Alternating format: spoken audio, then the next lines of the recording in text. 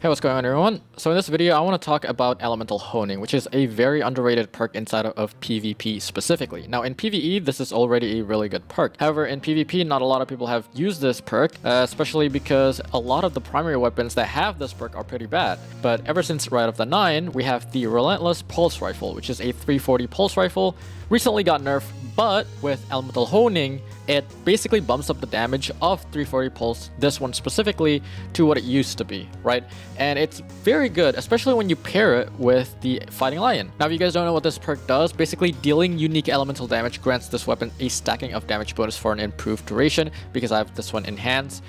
Basically 22 seconds. This bonus is increased for kinetic weapons. Now, even though Relentless is in the kinetic slot, it does follow the energy weapon rule, so it doesn't have the increased damage for the kinetic weapon. And that's because this is a strand weapon. So if you shoot the weapon and you deal damage to a target, it will get a 2.5% damage buff just by using the gun itself. However, if you pair it with something like Fighting Lion, for example, which is a primary grenade launcher, very easy to get passive damage, right? It can proc the second stage of Elemental Honing, allowing this weapon to have a 10% damage increase.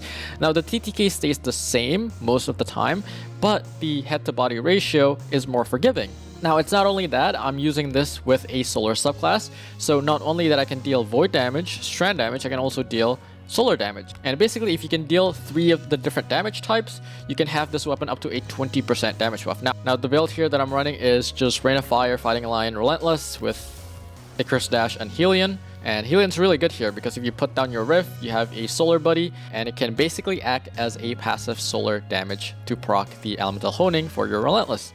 Anyways, just a quick video. Just wanted to show you guys this build. Very powerful. So go ahead and farm Relentless before it's going away. Thank you guys for watching, and I'll see you guys next time.